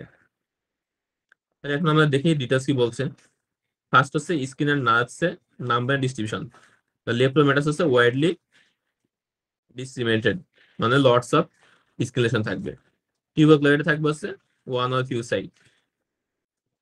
এরপর স্কিনের লেশন গুলো থাকবে, এগুলোর মার্জিন এন্ড ইলিভেশন। এটা হচ্ছে লেপ্রোমেটাসে লস্ট হবে, মানে বোঝা যাবে না। কালারটা মনে রাখা একটু কঠিন। এরপর আছে sweating, hair growth, loss of sensation, nerve enlargement and damage, সবগুলো আছে লেপ্রোমেটাসের লেট ফিচার্স। ব্যাসিলাই কাউন্ট, এখানে হচ্ছে লটস অফ ব্যাসিলাই থাকবে লেপ্রোমেটাসের ক্ষেত্রে। তাহলে কয়েকটা পয়েন্ট দিয়ে সরি এই পুরোটা দিয়ে বেশিরভাগ পয়েন্ট মনে রাখতে পারবে, বাকি যে দু একটা পয়েন্ট আছে এগুলো মুখস্থ করতে হবে। লিম্ফোমেটাস লেপ্রোসিতে লটস অফ টিস্যু ইনভলভমেন্ট হবে, তাহলে lots of bacilli, lots of lesion and lots of tissue involvement, এইভাবে মনে রাখতে পারে। আচ্ছা, পরীক্ষার জন্য একটা জিনিস ইম্পর্টেন্ট, সেটা হচ্ছে লেপ্রা রিয়াকশন। লেপ্রা রিয়াকশন দুই ধরনের আছে, একটা হচ্ছে টাইপ 1 আর একটা হচ্ছে লেপ্রা রিয়াকশন টাইপ 2। টাইপ 1 যেটা, এটা হচ্ছে সেল মেডিয়েটেড হাইপার সেন্সিটিভিটি বা type 4 reaction. Hyper sensitivity reaction যখন ইমিউনোলজিতে পড়বো আমরা দেখবো টাইপ 1 2 3 4 5 এখানে ভাগ করা আছে। এর মধ্যে টাইপ 4টা আছে সেল মেডিয়েটেড হাইপার সেন্সিটিভিটি, আর টাইপ 3টা আছে ইমিউনো কমপ্লেক্স মেডিয়েটেড। তাহলে এটা অনেক সময় একটু কমপ্লিকেট হয়ে যায়। লেপ্টা রিয়াকশন টাইপ, লেপ্টা রিয়াকশন টাইপ হচ্ছে কিন্তু দুইটা, টাইপ 1 এন্ড টাইপ 2। টাইপ 1টাকে হচ্ছে রিভার্সাল, আর টাইপ 2 হচ্ছে ইরাইথমান ওডোসাম লেপ্রোসাম। টাইপ 1 যে লেপ্রা রিয়াকশন, এটা হচ্ছে টাইপ 4 হাইপার সেন্সিটিভিটি বা sell mediated hyper sensitivity.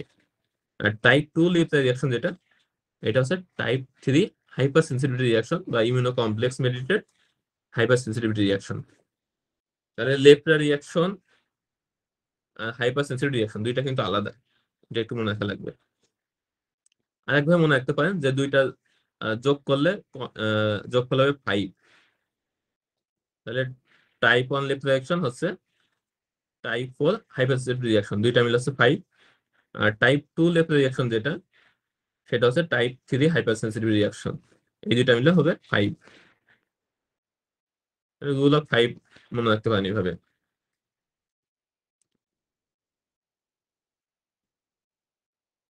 Type 1 এ ইউজুয়ালি স্কিন এবং নার্ভটা ইনভলভমেন্ট হয়, অন্যান্য অর্গানগুলো ইউজুয়ালি ইনভলভমেন্ট হয় না। তাহলে টাইপ 1 এর ক্ষেত্রে নাম্বার কম, এটার ক্ষেত্রে অর্গান ইনভলভমেন্টও কম। টাইপ 2 এর ক্ষেত্রে আদার্স অর্গান ইনভলভমেন্ট হইতে পারে। তাহলে এর মধ্যে কয়েকটা জিনিস ইম্পর্টেন্ট, যেমন হচ্ছে এখানে আইডাইটিস হইতে পারে, এপিসক্লেরাইটিস, অর্গাইটিস, মায়োসাইটিস, লিম্ফোডেনাইটিস, ড্যাকলাইটিস, আর্থ্রাইটিস। তার মানে যে কোনো অর্গানে ইনফ্লামেশন হইতে পারে। ম্যানেজমেন্ট দুইটা ক্ষেত্রে আছে প্রেডনিজোলোন। কোথায় কোথায় হয়? টাইপ 2 লেপ্রোরিয়াকশন যেটা, এটা মেইনলি আছে লেপ্রোমেটাস ক্ষেত্রে, বর্ডার লাইন লেপ্রোমেটাস অথবা টিপিক্যাল লেপ্রোমেটাস যেটা, সেটা ক্ষেত্রে হয় বেশি। আর টাইপ 1 যেটা, এটা ইউজুয়ালি হয় আছে টিউবারকুলার লেপ্রোসির ক্ষেত্রে। আর এই ডিফারেন্সের ক্ষেত্রেই আমাদের এটা দেখা উচিত ছিল আসলে। তাহলে লেপ্রোমেটাসের ক্ষেত্রে হয় ইউজুয়ালি টাইপ 2 লেপ্রা রিয়াকশন বা ইমিউনোকমপ্লেক্স মেডিয়েটেড হাইপারসেন্সিটিভিটি। আর টিউবারকুলার লেপ্রোসির ক্ষেত্রে হবে টাইপ 1 লেপ্রা রিয়াকশন বা সেল মেডিয়েটেড হাইপারসেন্সিটিভিটি। তাহলে এই দুটো বাস খুবই ইম্পর্টেন্ট, এখান থেকে কিন্তু ফ্রিকোয়েন্টলি কোশ্চেন আসে। আচ্ছা, যে টাইপ 1 লেপ্রা রিয়াকশন, এটা একবার জুলাই 22 সিঙ্গেল বেস স্টার্ট ছিল। টাইপ 1 লেপ্রা রিয়াকশন কখন কখন হইতে পারে? একটা হচ্ছে স্পন্টানিয়াসলি হইতে পারে, আফটার স্টার্টিং ট্রিটমেন্ট হইতে পারে, অথবা ট্রিটমেন্ট কমপ্লিশন পরে হইতে পারে। তিনটা ক্ষেত্রে টাইপ 1 লেপ্রা রিয়াকশন হইতে পারে। এরপর লেপ্রোসি ডায়াগনোসিস। তাহলে leprosy diagnosis usually clinical support হিসেবে আমরা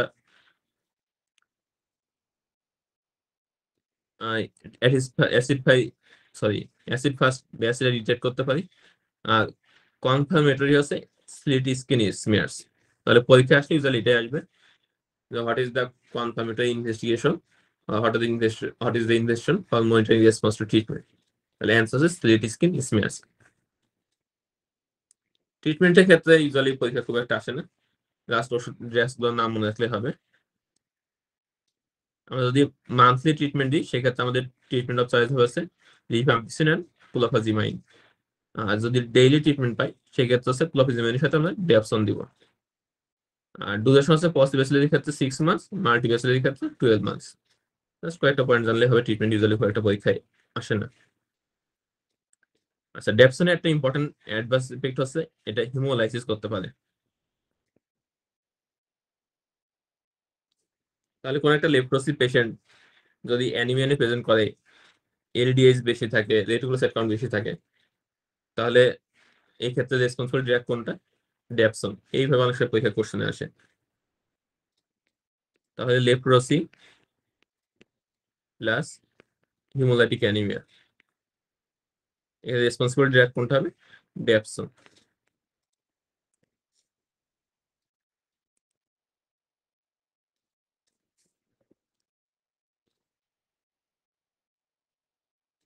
এর পাশে রিকেটশিয়াল ফিভার্স।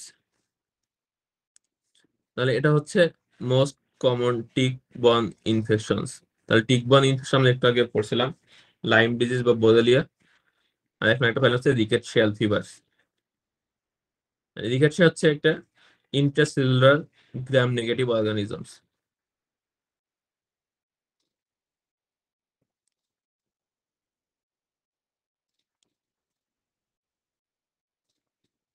আচ্ছা, রিকেটশিয়া থেকে একটা জিনিস যেটা আমাদের কাছে পড়া লাগবে, এখানে হচ্ছে স্কিন র্যাশ থাকতে পারে। এর মধ্যে একটা ইম্পর্টেন্ট হচ্ছে ব্ল্যাক নেক্রোটিং ক্রাস্টেড শোর বা এস্কার।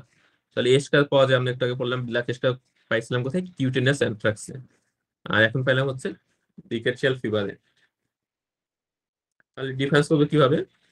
এখানে অকুপেশনাল হিস্ট্রি বা এক্সপোজার হিস্ট্রিটা ইম্পর্টেন্ট। তাহলে অ্যানথ্রাক্সের ক্ষেত্রে ব্ল্যাক এস্কার, অ্যানথ্রাক্স ইউজুয়ালি হইতেছিল কাদের ক্ষেত্রে? যাদের হচ্ছে অ্যানিমেল কন্ট্যাক্ট ছিল, মানে ফার্মারদের ক্ষেত্রে, বা যারা ফার্মে যদি কেউ ভিজিট করে থাকে, তাদের ক্ষেত্রে বেশি রিস্ক থাকে। আর এটা যেহেতু টিক বাইট, সো এটা হচ্ছে এটা বেশি হবে যাদের ক্ষেত্রে আমরা যে একটু আগে পড়লাম যে লাইম ডিজিজ যাদের ক্ষেত্রে বেশি হয়, মানে যারা বাইরে ট্রাভেলিং হিস্ট্রি থাকে বা হিল ট্রেকিং এর হিস্ট্রি থাকে বা ট্রাভেলার্স যারা, তাদের ক্ষেত্রে এই যে রিকেটশিয়াল ফিভার বা লাইম ডিজিজ এগুলো রিস্ক থাকে বেশি।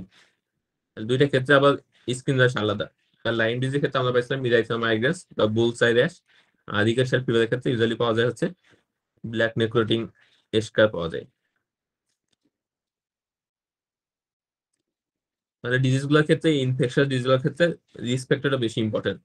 কোন খাবার খাইলে হইতেছে বা কোন অকুপেশনের ক্ষেত্রে বেশি হইতেছে। আর হচ্ছে টাইমিংটা ইম্পর্টেন্ট, ইনকিউবেশন পিরিয়ড কতদিন পরে ডেভেলপ করছে বা কত ঘন্টা পরে সিমটমস ডেভেলপ করতেছে। এখান থেকে একটা জিনিস যেটা পড়া লাগে, সেটা হচ্ছে কোন ডিজিজটা কোন দিকের সেটা হয়। তাহলে রকি মাউন্টেন স্পটেড ফিভার, এটা হয় রিকেটশিয়া দিয়ে। স্ক্যাব টাইফাস, এটা হয় ওরিয়েন্টিয়া সুসুগোমেশি। এপিডেমিক টাইফাস, এটা হয়েছে রিকেটশিয়া প্রোজেকি। আর রিকেটশিয়া টাইফিডিয়া হয় হচ্ছে এন্ডেমিক টাইফাস। নামগুলো একটু কঠিন, যদি মনে রাখতে পারেন ভালো, না মনে রাখতে হলেও বেশি সমস্যা নাই। এফসিপিএস এ এই ধরনের কোশ্চেন আসা দেখি নাই, তবে এমআরসি পরীক্ষাগুলোতে কিন্তু এই কোয়াড্রেটিক অর্গানিজমের নাম আসে। ট্রিটমেন্টের ভিতরে একটা জিনিস মনে রাখতে হবে, সেটা হচ্ছে টেট্রাসাইক্লিন। কিউ ফিভার, তাহলে এটা হয় অ্যানাদার ইন্ট্রাসেলুলার অর্গানিজম দিয়ে, এটা হচ্ছে কক্সিলা বার্নেটি। তাহলে ইন্টারসেলুলার অর্গানিজমস এর অনেক এক্সাম্পল চাই, তাহলে আমরা দুইটা অলরেডি পড়ছি, একটা হচ্ছে রিকেটশিয়া, একটা হচ্ছে কক্সিলা। কাদের ক্ষেত্রে বেশি হয়? এটা হচ্ছে অ্যানিমাল কন্ট্যাক্ট যাদের ক্ষেত্রে থাকে তাদের ক্ষেত্রে বেশি হয়, বিশেষ করে ক্যাটেল, শিপ এন্ড গোটস। তাহলে অ্যানিমাল কন্ট্যাক্ট এটা ইম্পর্টেন্ট, যে কোনো পেশেন্ট অ্যানিমাল কন্ট্যাক্ট আছে কিনা। পরীক্ষায় সিনারিও দুইভাবে দিতে পারে, একটা হচ্ছে অকুপেশন দিতে পারে যে ফার্মার, অথবা দিতে পারে যে রিসেন্ট কোনো ফার্মে এসে ভিজিট করছে। তাহলে কিউ ফিভার এর সাথে কি কি থাকতে পারে? অ্যাসিডেড নিউমোনিয়া থাকতে পারে, হেপাটাইটিস থাকতে পারে, এন্ডোকার্ডাইটিস থাকতে পারে। এই তিনটা বেশি ইম্পর্টেন্ট। ট্রিটমেন্ট অফ চয়েস হচ্ছে ডক্সিসাইক্লিন। তাহলে যে অ্যাটিপিক্যাল টাইপের যেগুলো অর্গানিজম আছে, ইন্টারসেলুলার স্পাইরোকিটস যেগুলা, এদের ক্ষেত্রে ইউজুয়ালি আমরা অ্যান্টিবায়োটিক চয়েস করছি ডক্সিসাইক্লিন। এবার হচ্ছে বার্টোলোসিস, এটা হচ্ছে ইন্টারসেলুলার অর্গানিজম। তাহলে ইন্টারসেলুলার আমরা অলরেডি তিনটা পেয়ে গেছি। এখান থেকে জাস্ট দুইটা কথা মনে রাখতে হবে। একটা হচ্ছে এটা ইউজুয়ালি হয়ে আছে ক্যাটস অ্যাসোসিয়েটেড, তার মানে যারা বিড়াল পোষে তাদের ক্ষেত্রে এটা বেশি হইতে পারে, মানে বিড়ালের কন্ট্যাক্ট আসলে এটা হওয়ার রিস্ক থাকে বেশি। আর ক্লিনিক্যাল আছে ইউজুয়ালি থাকে হচ্ছে লিম্ফেডেনোপ্যাথি, এবং এটা হচ্ছে যে রিজলভ স্পন্টানিয়াসলি। তাহলে এখন যেহেতু আমাদের দেশেও এটা খুবই কমন, বেশিরভাগ বাড়িতে বিড়াল থাকে, তাহলে এটাও ছাড়া কিন্তু সিনারিও পরীক্ষা দিতে পারে কোশ্চেন হিসেবে। তাহলে কোনো কারো যদি এরকম হিস্ট্রি থাকে যে বাসায় বিড়াল আছে, বা রিসেন্টলি সে বিড়ালের কন্ট্যাক্টে আসছে এবং এরপরে পেশেন্টের এরকম লিম্ফেনোপ্যাথি ডেভেলপ করছে, মোস্ট লাইকলি কজ কি? তাহলে এখানে অর্গানিজম হবে বার্টোনেলা হ্যান্সলি। তাহলে অর্গানিজমের নামটা মনে রাখতে হবে। তাহলে এখান থেকে তিনটা পয়েন্ট মনে রাখতে হবে, একটা হচ্ছে কন্ট্যাক্ট উইথ ক্যাট, সেকেন্ড হচ্ছে লিম্ফেডেনোপ্যাথি, এর সাথে ফিভার, জয়েন্ট পেন, ম্যালেরিয়া এগুলো থাকতে পারে, এন্ড থার্ড হচ্ছে অর্গানিজমের নামটা।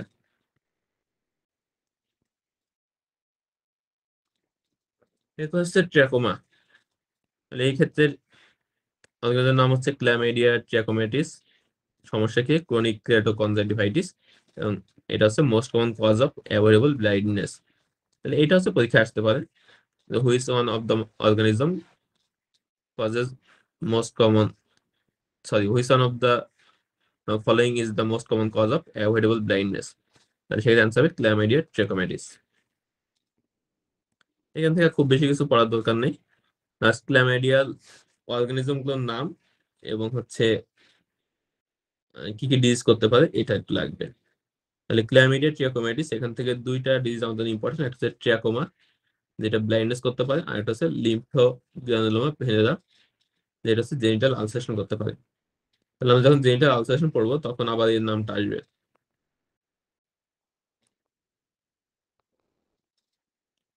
ক্ল্যামাইডিয়া সিটাসি, এটা হচ্ছে সিটাকোসিস করতে পারে, আর ক্ল্যামিডিয়া নিউমোনিয়া এটা হচ্ছে অ্যাটিপিক্যাল নিউমোনিয়া করতে পারে।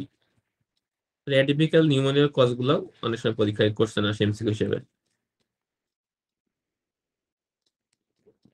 আজকে ক্লাসটা একটু বড় ছিল, কিন্তু এখান থেকে প্রচুর কোশ্চেন আসে ইনফেকশন ডিজিজ থেকে, যেহেতু অনেক কোশ্চেন আসে, এবং ইনফেকশন ডিজিজ তো কয়েকটা ভাগে ভাগ করা যায়।